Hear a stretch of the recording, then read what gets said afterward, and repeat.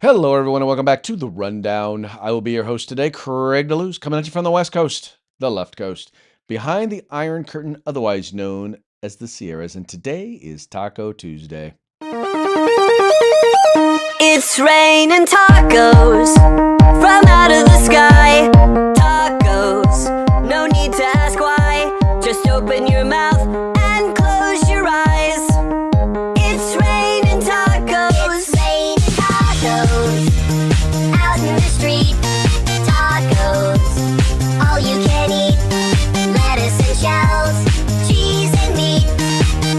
It's raining tacos. Yum, yum, yum, yum, yummity yum. It's like a dream. Yum, yum, yum, yum, yummity yum. Bring your sour cream.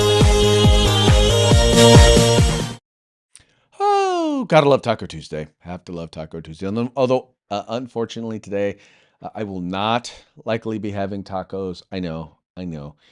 Although, you know what? I will be eating Indian food today. So maybe if I wrap some Indian food into a roti, then I will have my own I don't know, Indian taco? Nah, that's not necessarily gonna work. It's gonna look like a taco, kind of, but not really be one. But anyway, we celebrate Taco Tuesday just because it is an example of how we here in the United States of America have taken things from so many different cultures and made them uniquely our own. If you've ever been to Mexico and had a taco from Mexico, yeah, it's different. It's different. It's different than how we do it. But that's one of the things that makes America great is that we've taken things from all of the cultures that have come into the United States of America and we have made it uniquely our own, uniquely American. That's why I will continue to say that diversity can be a strength. It is not our biggest strength. Our biggest strength is our unity, in spite of our diversity. Because a lot of people want to. The challenge with diversity is with diversity comes different things, and sometimes those things clash. And to be able to take the best from each of the various different cultures and implement it and make it American, is what makes it better. Anyway, that's how and why we celebrate Taco Tuesday. Today is the eve of New Year's Eve. As I noted, Mike is going to be off this week. I'm going to be here making sure we get you to 200 programs. This is number 199 for 2025. And tomorrow on New Year's Eve, we'll have number 200, show number 200, which, by the way, will also be episode number 1036. That's right. We've been doing this now for 5 years. We started in March of 2000, been doing it ever since, and it's been phenomenal. Very much enjoyed it. Enjoyed having all of you. Would love to continue to have you for another 1,000 plus or more even episodes. But here's what we need you to do, though. We need you to like, we need you to share, and we need you to subscribe. We need you to encourage folks. Look, you can find us on YouTube. You can find us on Rumble. You can find us on Spotify if you want to watch the program. Some of our programs are on Twitter. We're taking a little bit of a hiatus from Twitter for right now, doing the full broadcast. But there's tons of places where you can find the program. You can find us at therundown.us. You can find us with the California Republican Assembly. You can find us over at Arms Room Radio or at 2A News. We're tons of places, but would love to encourage you to go ahead and let folks know that this is the place to talk about the news of the day from an everyday common person's perspective. As we like to say, 2A News and conservative views. We talk about gun news. There's we try to make sure that if there is gun news that we're talking about it. But unfortunately, there's not necessarily gun news to talk about every day, or at least not interesting gun news every day. But we do the best that we can to try and make sure that you hear about your right to keep and bear arms. Let's go ahead and get into today's news program, though. And before we do what we always do. And as we always start off with a quick shout out to our sponsors. We're going to start with the folks over at Hitman Industries. They make rifle and pistol caliber barrels available for you to purchase at any length. All you have to do is go to hitmanindustries.net. Now, if you've purchased an AR in the last few years, there's a good chance you already have one of their barrels. So why not get another one? whether you're looking to do a brand new build or whether you're looking to just rebarrel an old rifle, start your journey, start your experience, start your project. How about that? Start your project with Hitman Industries over at hitmanindustries.net. Then we've got the California Republican Assembly working to help elect conservatives at all level of government, from school board all the way up to President of the United States. Folks, what happens in California doesn't stay in California. And so if we can have a big red wave in 2026 here in California, that wave will definitely resonate across the country. Want to find out how you can help out? Want to find out why Ronald Reagan called CRA the conscience of the Republican Party? Visit their website at cragop.org. That's cragop.org. Go there, check them out, become a member today. And then we've got the best in concealed carry tactical holsters available on the market. You will find them at hawgholsters.com. That's HAWG holsters.com. Why is it spelled like that? Because they like helping Americans wear guns. They like it so much, they're going to give you a discount. All you have to do is use the discount code The Rundown, all caps, one word, no spaces, just like it is right up there, and you're going to get a discount on your hog holster. So check them out today, hawgholsters.com. And then you've got the place where you need to go to get your tactical gear. Folks, I don't know about you, but here right now in Sacramento, it is kind of cold. So I need some cold weather gear. So guess where I'm going to go looking for it? That's right, uscombatgear.com, where you can find all things tactical except the gun. They have a huge selection. They specialize in group sales. So you know you're going to get a nice little discount if you're doing a group sale. And then finally, they have the best customer service available on the market. So get your team together, get your organization together, get your department together, and get on over to uscombatgear.com, where you can find all things tactical except the gun. All right, we've been talking about and reporting on, as have many in the conservative media, about the levels of fraud and scandal that has been taking place there in Minnesota. In particular, it seems to be within the Somali community. Now, let me be clear. This does not mean that all Somalis are involved in the fraud. It doesn't even mean most are involved in the fraud. It just means that most of those who seem to have gotten caught so far involved happen to be part of the Somali community. And what's interesting is that how the mainstream media is now covering it, because see, they're not pointing out that this fraud is existing and is taking place. Their perspective is, well, it's more about the fact that, you know, it's more about Republicans pouncing, right? In other words, they're not reporting they're not reporting on the fact that this stuff is occurring. They're reporting on the fact that, and their thing is, well, why are Republicans now pouncing on it?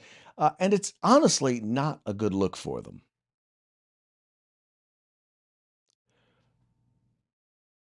All right, I do not know why this video does not have sound, because when I played it earlier, it actually had some sound. But let's go ahead and I'll show you here the story. It says here, fraud in Minnesota isn't being covered up even if there's not enough accountability. On Monday's broadcast of CNN's News Night, host Abby Phillips discussed fraud in Minnesota and stated that the idea that this has not been investigated is completely bunk. That's not true. Not only has it been reported, it is being investigated, as Trump DOJ is actually trying to point out tonight. There are likely there I'm sorry, but there likely hasn't been enough accountability. But just because conservatives are finding out about something for the first time doesn't make it new and doesn't make it some kind of cover up. Well, the funny part about it is, and once again, this is the whole Republican pounce message. So she acknowledges that there has not been any accountability, right? In other words, we know this has been going on, and how do we know that this has been going on? Well, because as has been noted, there is footage. There's investigation. There's information. They're right. Shocking footage. This is from show parents pretending to drop off their kids at a Minnesota daycare. Hold on, I'm going to refresh this so you guys can see the actual video that they have here. All right, right here's an advertisement. Let me read this real quick. It says, Shocking unearthed video from 2018 state fraud case shows Minnesota parents dropping off their children at a daycare center and then leaving with their kids moments later as authorities probe rampant billion-dollar fraud scheme in Minneapolis. The surveillance footage, dated 2015, was obtained by Fox 9. Fox 9 parents are seen signing their kids into a facility so providers could state for full days of care that children who didn't actually attend. Some days, no families would even show up at all, but the daycare would still claim reimbursements from the government for the outlet reported at the time. And here's some still footage. Let me play this one right here. Order for the scheme to work, the daycare centers need to sign up low-income families that qualify for child care assistance funding. These surveillance videos are from a case prosecuted by Hennepin County. They show parents checking their kids into a center only to leave with them a few minutes later. Sometimes no children would show up. But either way, the center would bill the state for a full day of child care. This video from that same case shows a man handing out envelopes of what are believed to be kickback payments to parents who are in on the fraud. Where was the money going? I don't know exactly where it went, but it. So, I mean, there you can see that this was happening. We know that this was happening. And we know that it's been happening for quite a while. Now here's the thing that I don't understand. If we know that this is a thing, and if the media, and this is, once again, this is local media, if we know that this is a thing and nobody is holding them accountable, is it a cover up? Well, yeah, it is. It's a cover up because there's already been whistleblowers inside of the programs. Well, let me clarify. I don't know about the daycare programs. And by the way, just so you know, the accusation of fraud is not just about with the daycare programs. It's with programs about feeding kids. It's about Medicaid programs. Once again, when they look across the spectrum of fraud that has taken place there in the state of Minnesota, in particular in Minneapolis, in particular within the Somali community, it's broad. And it's tens of billions of dollars involved here. And the thing is now we're talking about federal tax dollars. So once you start getting into the billions of fraud, how is the mainstream media, how is the big time media, how are they not reporting on this? How are they not talking about this? How is this not a story that they're reporting on? I think you kind of need to know this. See, the real issue is that one, we know the administration was covering up because it wasn't like they were reporting and sending out press releases that these folks were being caught. They were in fact doing the exact opposite. Those that they caught, and it was like clearly and obviously fraud, they kind of kept it under the table. And they did nothing. I mean, once again, you see it still happening. If you see that it is still happening, and yet there's no big media reporting, nobody's talking about it, how is that not a cover-up? How is it all of a sudden the fact that Republicans are saying something not an issue? There's a reason why people are calling for Tim Walz to resign, why they're calling for his impeachment. Because once again, this has been happening. We know it's been happening now since 2018, and yet it's still happening. Where is the accountability? Where's the media? Why isn't the media reporting on this year after year after year, month after month after month? I mean, we see the doggedness that they have had with going after Donald Trump for whatever, over nothing, right? We've seen when they decide that something is an issue, that something is going to make Republicans look bad, oh, they're on it. They stay on it. They talk about it no matter if no one else is talking about it. But if it's something that makes Democrats look bad, where are they at? CNN, MSNBC, New York Times, LA Times. Where y'all at? Where's Mother Jones? Right? Huffington Post. Where y'all at? MSNBC. Where y'all at? You're nowhere to be found. Billions of dollars in fraud. And yet you are nowhere to be found. Why? Because your friends are the ones who are in the middle of it. Your friends are the ones who are being held accountable. And you don't like it. Yeah, that's the problem. And then, by the way, just to be clear, when it comes to some of this stuff, the folks there in Minnesota, not just the media, but also the state folks, the what do they call them, state workers or state officials and daycare providers, they're pushing back on this viral video. Now, before we get into their explanations, I want to share with you just a real brief, and this is almost like a trailer, because there's a full 32-minute video, but I want to share with you a brief trailer, just snippet of what it is that basically the citizen journalist put together, and it's quite damning if you haven't seen it. Here in Minnesota, massive fraud is taking place within the government and the Somali population.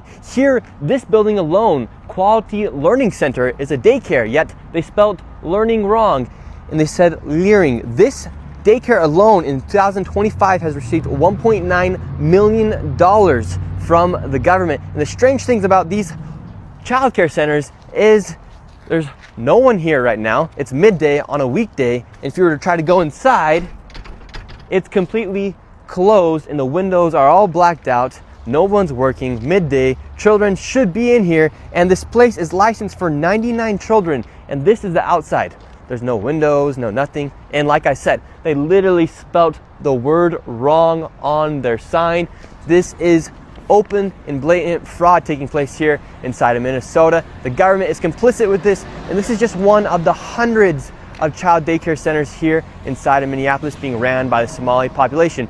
It's sad that it's happening here in Minnesota, and it stinks that it's happening and it's being labeled on the Somali population. However, that's just the facts of what's happening here inside of Minnesota. $1.9 million for this daycare center that can't even spell learning right. All right, so now that's just the kind of the brief synopsis, and then once again, there's a whole long video that I'll, if I get a chance, I'll go ahead and I'll put it in the chat. But you can just go, you can actually find it on X. But in the video, you have people going and they're they're knocking on the doors, they're trying to asking people where the money is, yada yada yada. They're saying they want to sign up their kids. Anyway. Let me watch now. I'm gonna play with you a video of some of the pushback that we're getting, and this was part of this story here at Fox News. So here's what the folks, both the state officials as well as the daycare provider, are saying. I know you wanted to provide a brief statement. Do you want to start with Yes, that? I want to start with the statement, which was a lot of the journalism that's been going on the last couple of days has been really dishonest. I don't want to point fingers at anybody, but I do feel like what was done was someone came to our building outside of operating hours. When there's a specific sign on our door that says our days and our hours, he came outside of those hours and then claimed, hey, they're closed and they're still making money. They're using taxpayer money to work. And it's like, you don't come outside of operational hours and then say they're using taxpayer money. That was completely false. As you can see, we're open Mondays through Thursdays, 2 to 10 p.m. He was here earlier. I don't see him right now. So it's like, are you trying to record that we're doing fraud, or are you trying to put the Somali name and the fraud in the same sentence? That's what really hurt us the last couple of days. We're open. We've been open. We haven't closed. We've been open for eight and a half years now. We haven't closed once during that period. So I want to touch on that first. The second thing is, which is kind of laughable, is the sign. We messed up the sign. We paid somebody to do our sign. He incorrectly did it. We're having him work on it. We paid him to correct the sign. He said it'll be done by this week. So by the end of this week, our sign will be fine. The third thing, which is the fraud claim. There's no fraud going on whatsoever. We are aware of a video that's being circulated that has gained local and national attention about child care centers in Minnesota. While we have questions about some of the methods that were used in the video, we do take the concerns that the video raises about fraud very seriously. Each of the facilities mentioned in the video has been visited at least once in the last 6 months as part of our typical licensing process. And in fact, our staff are out in the community today to visit each of these sites again so that we can look into the concerns that were raised in the video. At the Department of Children, Youth, and Families, we care about making sure that every dollar of the Child Care Assistance Program and other programs is going where it's supposed to be going and used as intended. Several of these centers have been evaluated for program integrity in past several years. Some of them have been operated for a number of years. One of the centers, Quality Learning Center, closed just over a week ago. I think another one that was mentioned had closed maybe even several years ago. So there have been ongoing investigations with several of those centers. None of those investigations uncovered findings of fraud. So that's where they currently stand. I will say, regardless of past findings, our team is just committed to making sure that we address any of the concerns that currently have appeared with the video, and that's why we are committed to working today to gather information and to assess and analyze additional information for those centers that were identified. Okay, so I thought there were a couple of valid points that were brought up there. Number one, the big question for me is, were they there outside of operating hours? And I'll be honest, unless it is an after school program, what daycare runs from 2 to 10? That makes absolutely no sense to me. Once again, even in an after school program, who runs a program that goes till 10 p.m.? That makes absolutely no sense unless the economy runs differently there in Minnesota, where the workday starts at 3 p.m. and doesn't end until 10 p.m.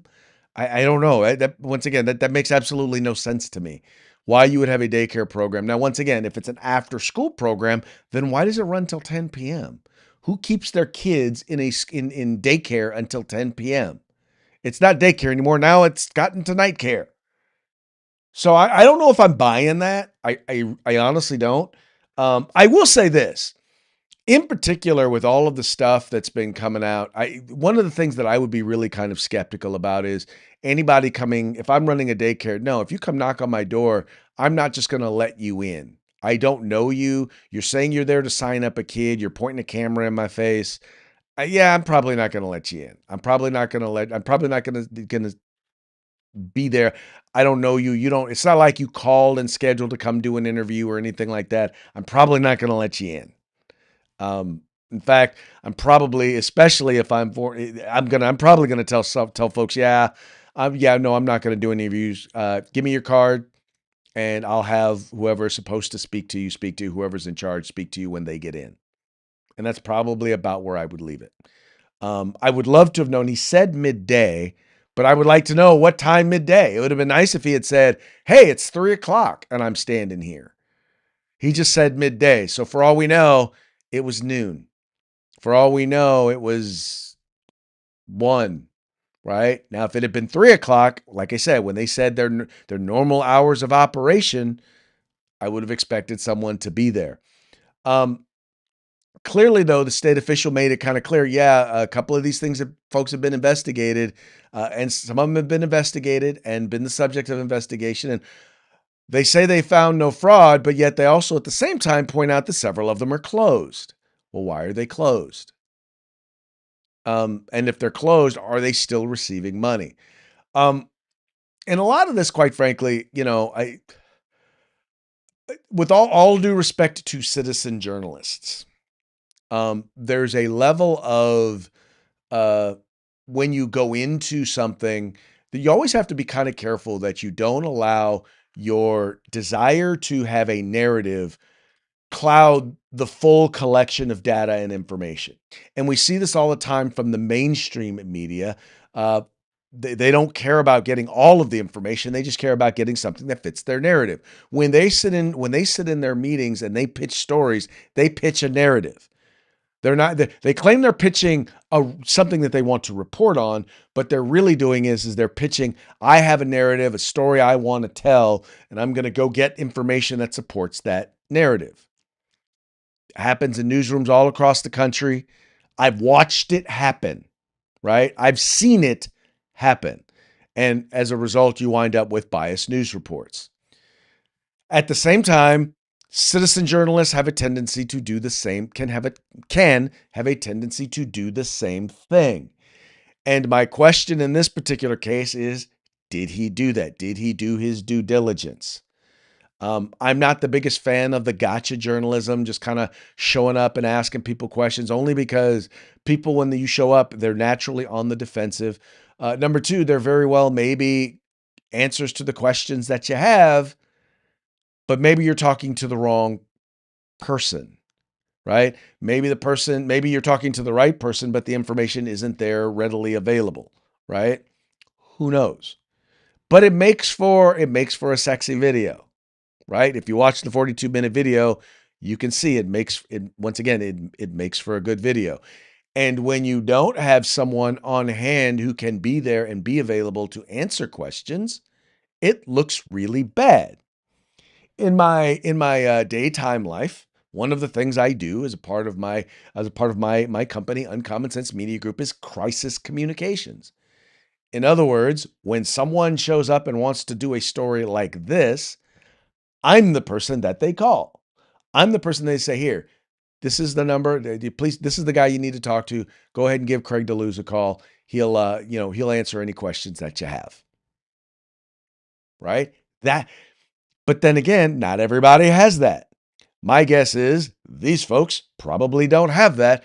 Basically, when I look at who the director, the guy who came out and was the daycare director, yeah, he ain't that.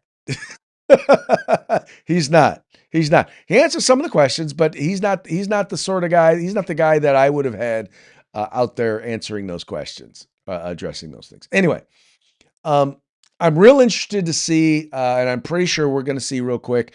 We're going to see as now the Trump administration is now basically DHS, HHS.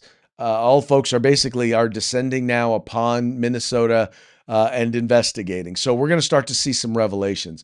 You're going to see a lot of folks from the media, from the actual media, not citizen journalists, but from the actual media show up, and they're going to probably working in some cases to create their narrative. But it's going to be real interesting to see how it all fleshes out. Because I would love to see and hear more about these daycares that have been investigated. What was the result of those investigations?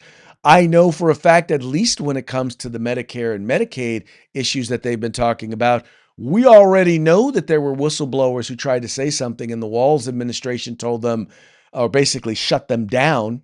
We know that that's already happened there. Has that happened in these cases? Has it happened in the case of the daycares? Are they going to be able to get parents? Because here's what's going to happen. One of the things you're going to see happen is there's going to be a big rush to push parents to get their kids to show up for daycare, even if they haven't been, right? There's going to be a big, huge push. And the question is, are they going to stay there? Are they going to keep coming? Because you can't just have them show up 1-2 days or 1 or 2 weeks and some enterprising journalist is going to come back after all the hugabaloo has gone down and find out, was that just a short-term media push or wasn't it? Where does it fall? Anyway, there's a whole lot to going on. And now, the one thing I will say, and this was one of the things that was pointed out by the in that first panel, and I apologize that I didn't have the sound for the first video, but a lot of the challenge we're having with dealing with some of this has to do with the messaging surrounding this whole thing. And I hate to say this, but some of this comes directly from Donald Trump. The very fact that he basically denigrated the Somali community. And once again, it's in theory what he was trying to communicate is not incorrect, but the fact that he basically laid it at the feet of the entire Somali community, I think is wrong. I think even if it's most, which I do not believe that it's most, but even if it's most, you don't denigrate an entire group of people like that. the way in which he did. If you want to talk about how, when you look at what is going on currently in Somalia and you look at some of the challenges that they have within their government, within their economic systems, and then you look at some of those practices being duplicated here in the United States, you can speak to one of the challenges with the differing cultures. There's no doubt that there is something there, that there's something there to talk about, that there's something there to be concerned about. But you don't do it by calling all those people trash. That doesn't work, right? And once again, I get it. That's probably how the average person would communicate it. But you're not supposed to be the average person, Mr. President. You're the president of the United States. You're supposed to be better. You're supposed to communicate better because the words you say have impact, right? Because I do this program, because I have, so many people who pay attention to what I say, I know that my words have impact. So I try to be judicious in the words that I use, right? I try to make sure that I'm effectively communicating what I want to communicate in a way that resonates and promotes clarity. And yet, I don't have a fraction. The words that I say do not have the fraction of the impact that the words that the President of the United States has. I mean, I don't mean this to be facetious, but when the president speaks, it's almost like casting a spell. It literally is. It is. He says something and things go into motion. Things happen when the President of the United States says things. Some things good, some things bad, some things he intended, some things he didn't. So being purposeful in what you say and how you say it is vitally important when you are President of the United States. When you're just me and you, not so much. It's not as big a deal. I mean, it is. It really is. It really does have an impact within our spheres of influence. But on a national, international, and global scale, not so much. That's why I will just say that my biggest pet peeve with President Trump has always been that how he communicates things, he doesn't always consider the impact of how he communicates things. He does sometimes, but not always. And I hate to say this, but oftentimes he doesn't. I don't know if I wouldn't say that's the majority of the time, but I would say often enough to where it is quite noticeable. Noticeable enough that I've always contended that the majority of the issues that he deals with, the majority of the problems that he has, the majority of the fights he has to fight, he's fighting, right? The unwarranted ones were of his own creation. And they came because of something that he said. Now, y'all may not like that. Y'all may not agree with that. But I would encourage you, and don't bring up the stuff, because once again, yes, there is stuff that legitimately people did, the left did, the media said that was nothing more than, them not liking him and then going after him, and it was not of his creation, not of his making. But you can't tell me that none of the things that he's had to deal with, none of the things that have gotten in the way of him being able to be effective, you can't tell me that none of them did not come from something that he said that he either could have said a different way, that he could have said better, or that he probably just shouldn't have said at all. You can't tell me that none of it. You can't tell me none of it. Or you can, you just would be wrong. How about that? Anyway, moving right along. All right, so we got a couple of dueling healthcare stories here. And this first one, I just want to note, everybody, and I see it in particular when I deal with a lot of, folks on the left, and I deal with a lot of ethnic media, one of the things that's always kind of interesting is for some reason, they just seem all caught up in socialized medicine and in particular when it comes to Cuba. And I actually have a couple of friends who actually just went and did some reporting from Cuba and talked about how Cuban culture and how great Cuba was and yada, yada, yada. And part of their conversation was about their healthcare system. Well, the one thing that wasn't pointed out, and this is something that's actually just newly been released in a new report, but as it turns out, Cuba sees about 185 times more preventable deaths due to failed healthcare system than the regime admits. In other words, communists lie, and they lie about their healthcare system, which ain't really working too well. An independent study conducted by Cuban Observatory for Citizens Auditing and published on Monday by the Madrid-based Cuba Siglo XXI think tank found that the communist regime is severely downplaying the number of preventable deaths caused by an ongoing epidemiological crisis. Wow, that word was a mouthful right there. Right there. Anyway, according to the study titled "The Collapse of Cuba's Healthcare System," at least 8,700 Cubans have died as a result of simultaneous occurrence and intensification of several diseases such as dengue, Zika, and chikungunya. Chikungunya, yeah. Anyway, the number, the number, a number that is 185 times higher than the 47 deaths that Castro regime has publicly acknowledged. The study found that these preventable deaths are most visible and striking expression of the collapse of Cuba's healthcare system under communist Castro regime.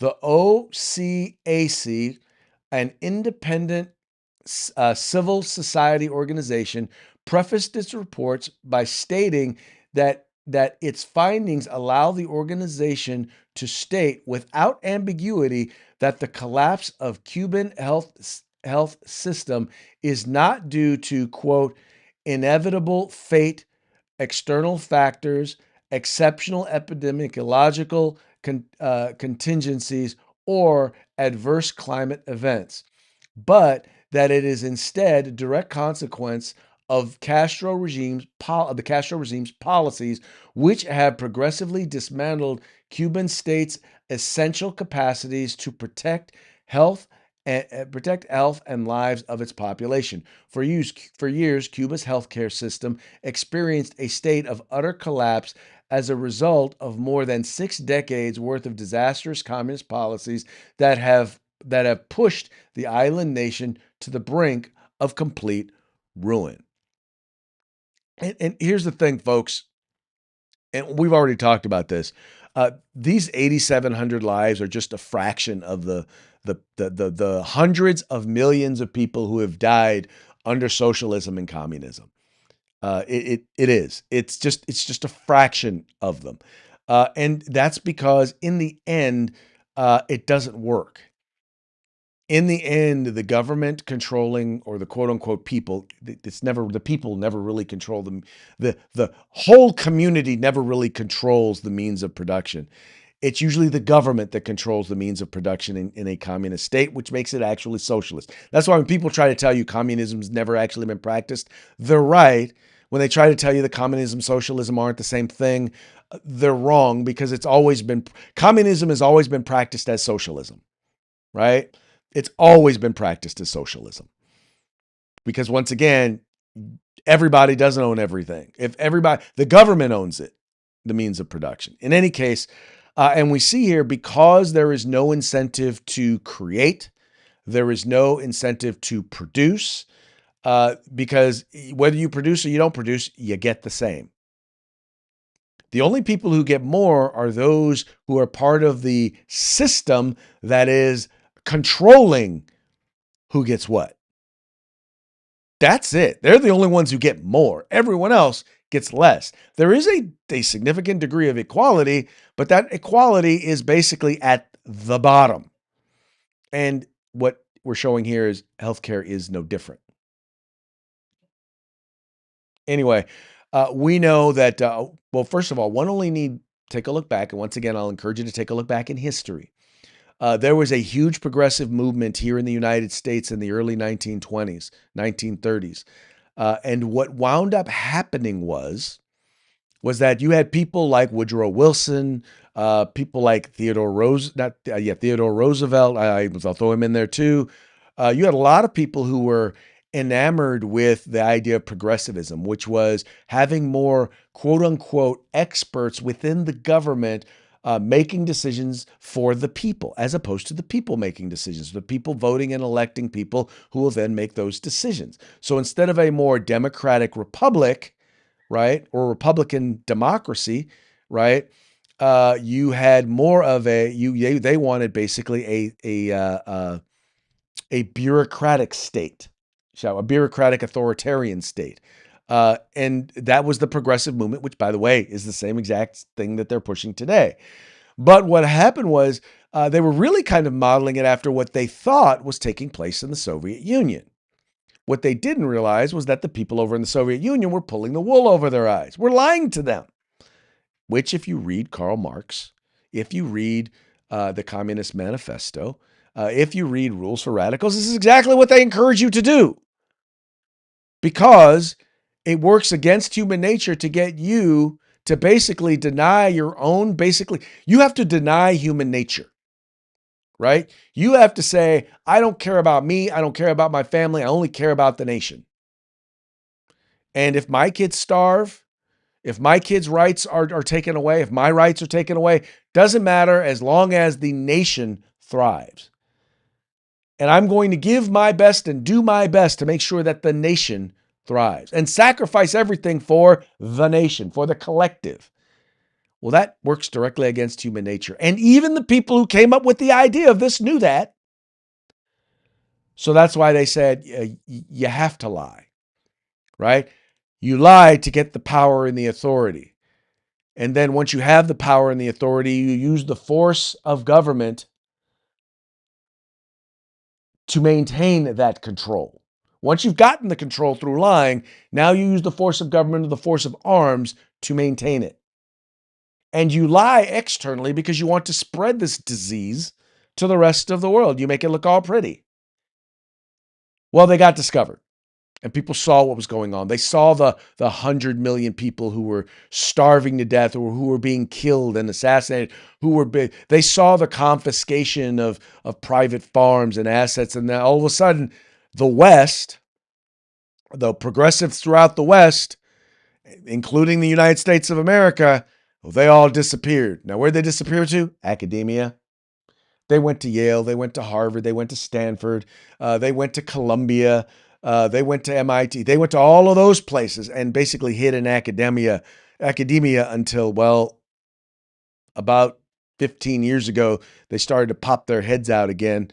After decades, after generations of educating educators and educating educators in various different fields, including, by the way, medicine and healthcare. Anyway, and so now we are where we are, and you've got these folks out there. Anyway, God, I hate it when I get on long rants like that. I don't mean to go off on long rants like that, but sometimes I think context matters. And, we've talked about some of this stuff before, but I've never really taken the time to go off on a long kind of explanation of stuff like that. Anyway, this is the other healthcare story I was talking about, and this has to do with not just the fact of what's happening, but how it's actually being portrayed. And this is an article by Politico. Now, I'm making sure to point out that they're rolling out a $50 billion investment in rural health. Now, one of the complaints that took place during the passage of the One Big Beautiful Bill was that, well, they're denying health care to rural communities. Well, no, they're not. They're like the cut in Medicaid, that they're going to hurt rural communities. No, they're not, in particular because they balanced a lot of that out with this investment. But notice how Politico calls it. Trump administration doles out billions for rural health, right? Now, obviously in smaller print, California, Montana will receive near equal amounts in 2026, despite their massive disparities. See, we'll just see how they're talking about this. It says here, the Trump administration on Monday doled out billions to states from a fund Congress created to transform rural health care. The funds, however, will be lavished more generously on small states and states that adopt administration-friendly policies. Let me get that a second one. Administration-friendly policies, meaning policies that are consistent with the law. The purpose of this $50 billion investment in rural healthcare is not to pay off the bills. Dr. Mehmet Oz, head of the Centers for Medicare and Medicaid Services, told reporters Monday. The purpose of the $50 billion investment is to allow us to right-size the system and to deal with the fundamental hindrances of improvement in rural healthcare. He said disbursements for states between 145 million and 281 million for 2026 amounts largely driven by how large a state's rural population is. Annual allotments will be reassessed based on the state's ability to meet criteria laid out in their applications. The national reaction, to programs has been mixed since the announcement this summer. Some lawmakers and rural health advocates are upset that states are receiving billions more in funding for passing policies favored by the Trump administration. Officials in some Democrat-led states accuse Trump administration of using the program to punish its perceived rivals and reward allies. And here's the thing. And the funny part is that what he is noting here, what the White House is noting is like, look, we are administrating, or we've put together this fund in order to get certain things done. And we have to know that you're going to use the money in the way in which we want you to use the money. If you're not going to do that, we're not going to give you the money. And blue states like California have already demonstrated they're not going to do things the way the administration, or let me clarify, the way the law, the one big beautiful bill that was passed and signed into law states. So, because California chooses to do things contrary to the federal law, they're going to get less money than they otherwise would have. And now they're complaining about it. Why are some of the smaller states getting it? Why are they getting more or disproportionately more? Because they are doing things and have demonstrated that they will do things that are consistent with administration policy, ergo, consistent with the law. That's what's hilarious about this. Democrat-run states are like, well, we should get more money, even though we're not going to use it the way you want us to use it.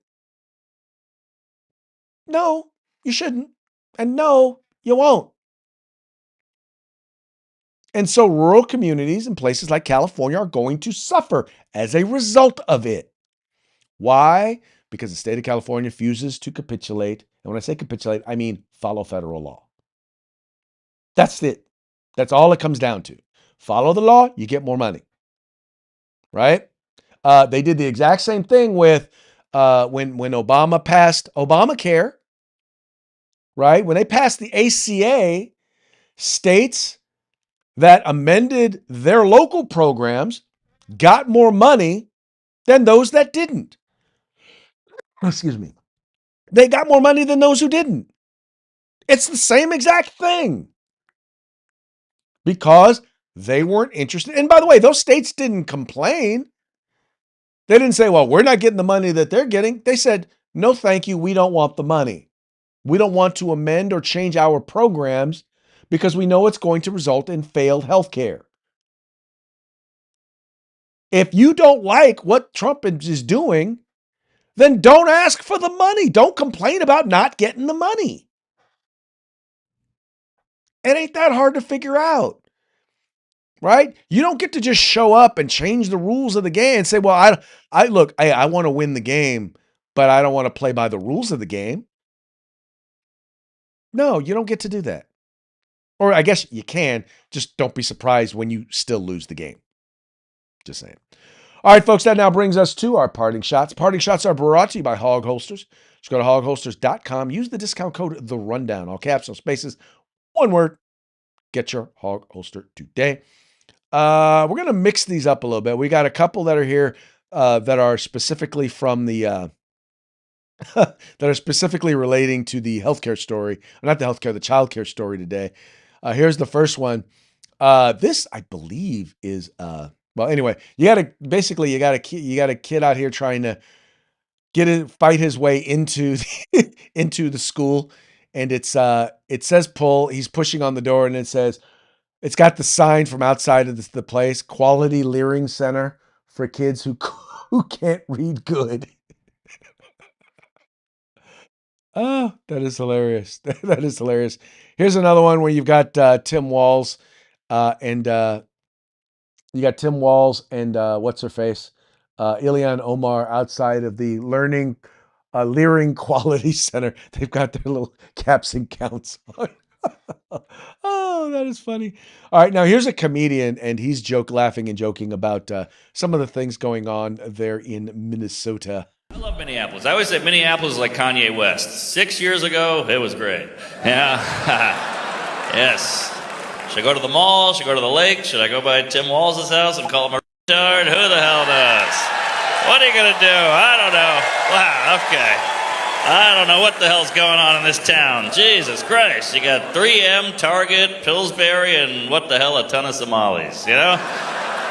You are a wacky bunch out here. Very random. See, you guys are all over the news. It's crazy. Tim Walz, his approval rating is downs. But, you know, tough times. Tough times out there. That Ilhan Omar, I'm attracted to her. She's like a sister to me, you know? And, okay, we're having fun. No wonder she wanted to come to the Twin Cities. She loves a twin. All right. Okay.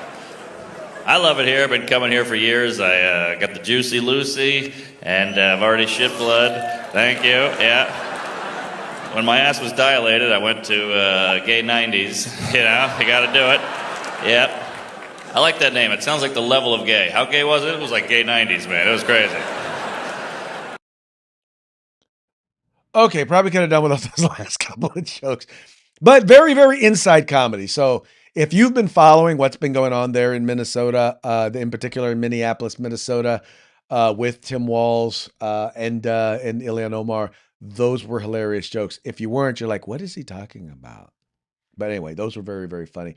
Here's another comedian, and he's not necessarily talking specifically about them, but I always thought this was funny, and I kind of completely agree with him on his characterization between some of the folks on the right and some of the folks on the left. Anyway, check it out. I don't do liberal jokes at all, so you're good. Don't worry. I don't touch y'all, because y'all are not fucking fun, dude. Y'all are not fun. Some of y'all are mad I just said you're not fun, okay? Like, I don't make fun of y'all, because y'all are sad a lot, too, and I feel bad. I don't know. Y'all like to be sad, I think. I have a buddy up here. I invited him out. I was like, you want to come out tonight? He's like, I can't, man. Everything going on in the world, it's just hard to even get out of bed. I was like, your dad pays your rent. Like, it's hard to get out of bed because you're in a Tempur-Pedic, brother, okay? You know? $9,000 mattress. You know who the opposite is? I hate to go back to it, but it's rednecks, dude. They'll have the worst life, be happy as hell. I've had conversations almost exactly like this, people in my hometown. I'll just be like, Miss Hayes, I haven't seen you in forever. And the rednecks give you the past 6 months with a smile. Just be like, oh, I was on top of the trailer, right, taking the Christmas lights down. I trip, I fall, I break my neck, okay?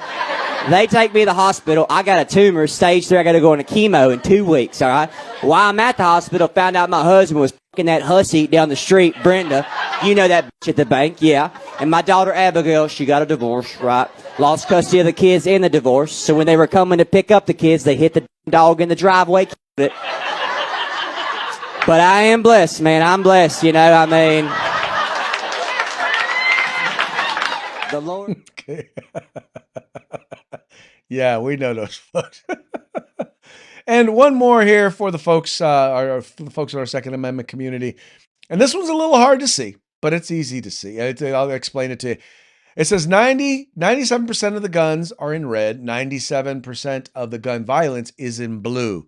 And what you're noting is all of the places, most of the places where most of the guns are, there's no gun violence, and they all, by the way, happens to be Republican-led areas. And the places where there is tons of gun violence, that tends to be in blue, generally tends to be controlled by Democrats. In fact, different from this study, once again, I'm giving these numbers largely off the top of my head. I believe I saw a statistic that noted that something like, if you were to take out the top 3 or 4 run Democrat cities, the three biggest cities, and they're all run by Democrats. We would probably drop somewhere to like 180 something when it comes to the amount of gun violence that takes place here in the country. The United States would fall to something like 180 something. That's largely because it ain't the guns, folks. It's the people. When I say it's the people, I mean it's the policies that encourage the people and allow them to get away with engaging in such violence. Anyway, didn't mean to take something that was funny and mess it all up. But anyway, let's go ahead and excuse me. Let's go ahead and. By the way, we're at the end of the program today. But before we go, one more quick shout out to our sponsors. We have Hitman Industries rifle and pistol caliber barrels available for you to purchase at any length at hitmanindustries.net. We got the California Republican Assembly, the conscience of the Republican Party. Learn more at cragop.org. And then you've got the best in concealed carry tactical holsters available on the market at hogholsters.com. That's HAWG holsters.com, helping Americans wear guns. And then you've got the place where you can find all things tactical except the gun, and that would be at uscombatgear.com. All right, folks, that's going to be it for today's program. We're going to be back tomorrow for our number 200 program. That's right, number 200, not 200 program, 200 for 2025, our last show of 2025. Very much appreciate you tuning in. Very much appreciate you liking and sharing the program and encouraging your friends to do the same. We will be back mañana. Till then, y'all have fun, stay safe. And once again, we will see you tomorrow.